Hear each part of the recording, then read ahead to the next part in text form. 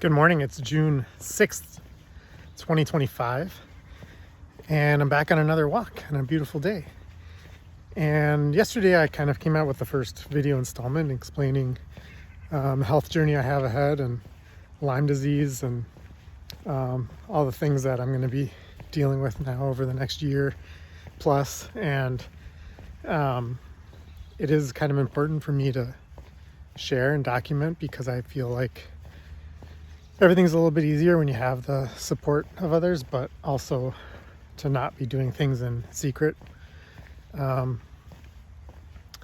just better to have things out in the open. Like if you have a goal, if you're going to go run a marathon and you don't tell anybody you're going to run that marathon, it's a lot easier to back out of it, right? But if you tell everyone you know, I'm going to run a marathon, then you kind of feel like, well, maybe I should do it.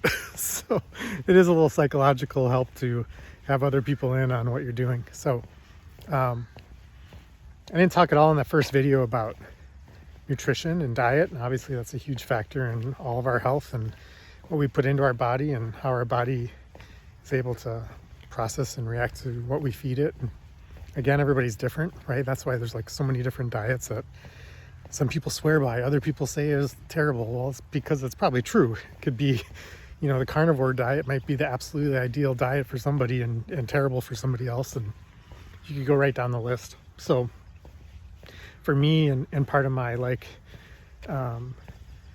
effort to get my body working the way it's supposed to and process things properly, my body, I most likely have the MTHFR gene mutation, which a lot of people have, that makes it hard to process nutrients and folate and folic acid. So I generally am gluten sensitive, but it's more like enriched foods sensitive. So all the enriched breads and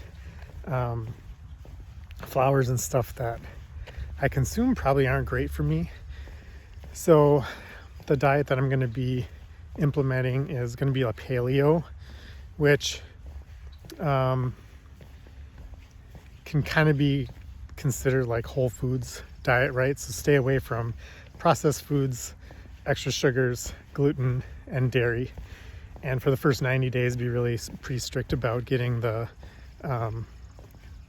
gluten, processed sugars, and dairy out of my diet, which basically leaves me with just like good whole foods, proteins, vegetables. So that's what I'm going to be doing. And usually that's really helpful for anti-inflammatory. So an anti-inflammatory diet is pretty much a paleo diet. So a big part of what I experience is inflammation. It's all the aches and pains and stiffness and stuff is just inflammation.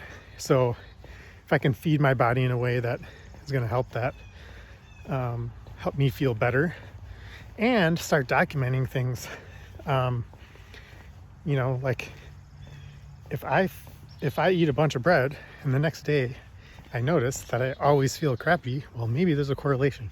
So part of my journey here is going to be documenting what I'm eating and how I'm feeling every day so that I can start to pick up on trends.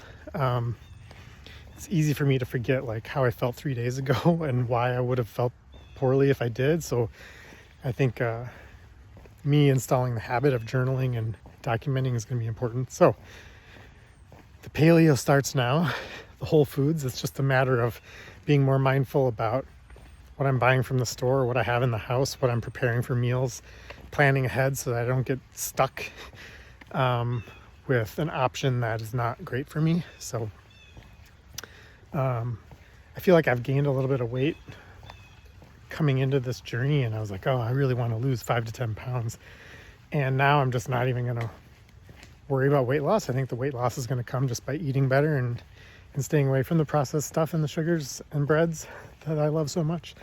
And my weight will naturally get there. So feeling good.